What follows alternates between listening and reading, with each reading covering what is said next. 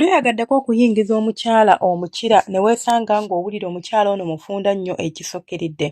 Ebiseera ebisinga bw'osanga emma n'enfunda ennyo olinza okulowooza omukyala ono wa lwazi oba omukyala ono yakula mu ngeri ey'olwazi nti bwe muba muli mu kikolwa ky'omukwano munnange abeera mufunda nnyo waakusooka kutuga. Wabula kye nazudde oba kye ntegedde oba kye mmanyi nti waliwo abakyala abafunda ennyo extremely ng'omukyala mufunda nga n'owoogezaako okumuyingiza omukira bimuluma bulumi bwe guba gukuyambye ne guyingira ne bw'aba atobye ekimala. Ekisooka ky'olina okubeera ng'otegeera ku mmana y'olwazi. Emmana y'olwazi yonna si nfunda okuva ku mulyango paka gy'ekoma. Nfunda wano ku mulyango ky'ova olaba bw'otuga n'eyasamira n'oyingira toddamu kumenyeka nayo. Wabula omukazi gw'ostruggolinga naye obustruggolinza okuyingira ne bw'oyingira n'owulira nti omukira bagumiimye oluusi abeera mufunda ekisukkiridde. Ekisooka ky'olina okubeera ng'otegeera nga ggwe omusajja oba nga ggwe omukyala. Ebiseera ebisinga naddala abakyala mukola ensobi y'okufunza emmana zammwe nga temwetaaga kufunza. N'olyoka ogifunza ekisukkiridde oba n'obeera ng'okozesa eddagala erifunza n'olifunza ekisukkiridde. Buli bw'ofunza ennyo emmana ogenda kutuuka okwezina nga bikuluma bulumi nga bakuzina bakuggyayo musaayi. Munnange emmana gifunze ekikkoma oba gifunze ekyo ky'ogwanidde okukifunzaamu. Ekimu ku kireetera abakazi obuzibu kye kino. Osanga omusajja nga yeemazisa oba osanga omusajja nga ye yamanyira ebintu by'okubeera nga bw'aba nga yeekutteko omukira agukwata n'agunyweza n'agutulugunya. Kaakati nga bw'aba mu kikolwa ky'omukwano naawe ayagala afune feeling y'emu gy'afuna ng'ali mu kwemazisa.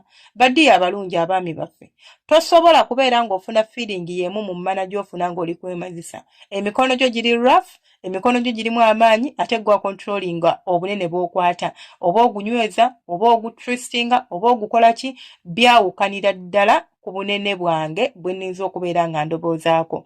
So bw'oba oyingidde mu mmana y'omukyala abamu mu abaleetera n'abakazi okumuleetera okugamba nti kaŋŋende bambi bantereeze oba banfunze oba kaŋŋende nfunzeemu omwami wange agamba tampulira.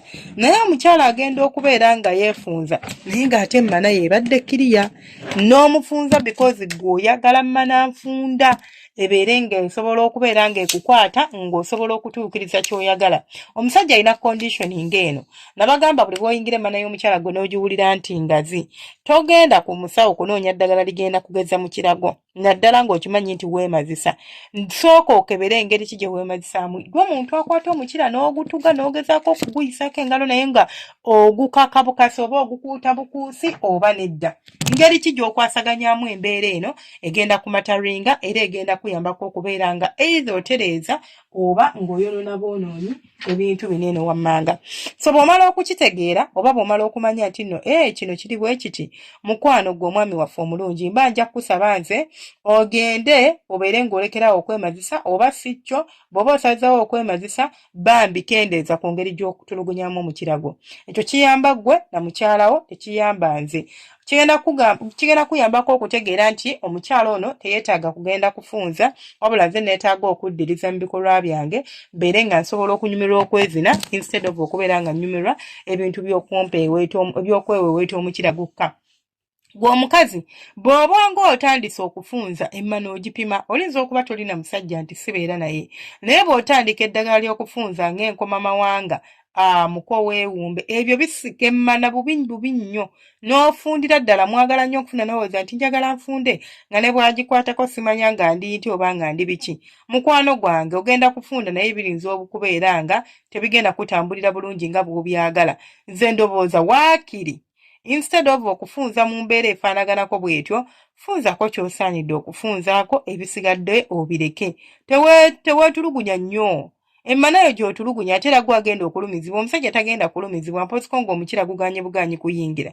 Naye okuba teguganye kuyingira ye agenda sigala ng'ali bulungi nnyo gwe ate osigale nga munnange obonaabona n'okubeera nga owulira omuyimo ng'omukira gukuluma buli omubeera mu nsonga z'okwegatta n'omuntu oyo. Ojja kwesanga ng'owulira obulumi obuli intense. Abakyala abamu mugenda na mu complaininga nti bannange nze omusajja buli bw'annyingizaamu omukira senga mpulira obulumi. Obulumi obwo ebiseera ebisinga tubufuna but tebulina kubeera bulumi buno obw'amaanyi. In fact tolina na kufuna bulumi ng'oli mu kikolwa ky'omukwano.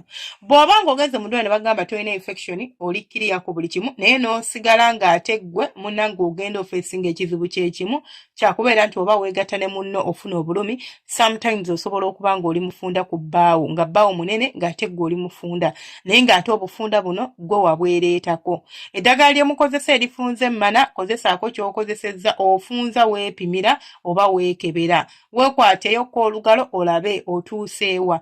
Bw'oba olaba nti you are good to go then well and good. Genda mu maaso obeere ng'okola ky'okola oba ng'okendeeza oba ng'okomaawo. Naye bw'ofunza bufunzi nga tofuddeeyo omusajja yagenda okuteekamu omukira akuyuze wansi ewulire nga wenna wakubabuukirira oba wakuluma ng'olinga omuntu gwe baggyeeko embuzi. Mumanyi nno n'okwoza mbu bangigyeko embuzi nga bagijjako ebyawa. Then ekirala ekisobola okubeera nga kikuviirako okuba ng'oluusi owulira omukira gwe ofunda by the way. Ng'ofunda emmana eyo n'ebeera nga ntini kwe kubeera nti just osobola okubeera ng'oli mu kikolwa kya mukwano oba osobola okuba ng'ogenda mu kikolwa kya mukwano then n'ofuna tension eyo where you find yourself very anxious and very tensed up. Kigenda kukusanga oba ogenda kwesanga nga bw'oba mu kikolwa ne munno oba bw'oba ng'ogenze mu kikolwa ky'omukwano munnange kikutwalira ebbanga okuba ng'orelaxinga omubiri. Omubiri gwo ne gukakanyala emmana n'eryoka efunda n'obeera ng'omuntu agenda okuggyako obujjembuzi mu mbeera efaanaganako bw'etyo. So olina okubeera ng'omanya nti at least bwe tuba tuli mu kikolwa ky'omukwano n'omwagalwa wange munnange nsobola okubeera nga nzikakanya embeera. It's a natural phenomenon mwe okutuukako nti engeri gye mbeera nga sorry about that. Engeri gye mbeera nti ndi tensed up omubiri gwonna gutensinga up ne gufufunyala oba ne gwefunya n'embeera nga sisobola kubeera nga ndirakisinga bulungi nnyo nga ndi mu kikolwa ky'omukwano ekindeetera okubeera nga ntya. Nene ekirala kyosobola okubeera ng'ofuna waliwo obuzimba obutini obwo bukwata ku byenda. Obuzimba obwo buyitibwa sites. Bukwata ku byenda. So obuntu obwo kasita bukwata ku muscles zo oba kubanga ebyenda binene bigenda okubeera affected bigenda kubeera associated ne pelvic floor muscles zo oba ku binywa byo ebya muno bikwatagana pelvic floor. Singa weesanga nga ebinywa ebyo biri affected mu mbeera efaanaganako bw'etyo buli bw'oba ogenda okwegatta n'omuntu ogenda kwesanga nga emmana yo efunda.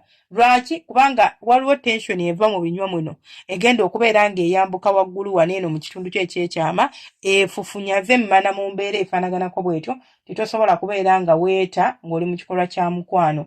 So ebyo byonna bisobola okutuukako oba bisobola okuleetera naye nga main issue yange oba embeera esinga ey'okubeera nti ggwe kubanga tofiiringa musajjawo odduka mangu nnyo oba kubanga omusajja gamaze sikufiiringa odduka mangu nnyo ofuna eddagala osanyusa omusajja naye ng'ate oluusi ogenda kweteeka mu matigga.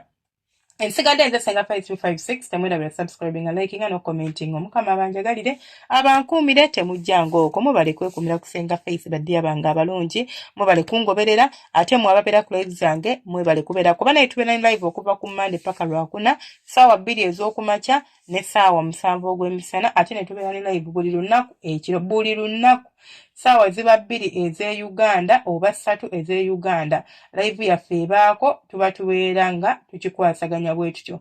Mubeera bulungi mweraba temujjanga okwo.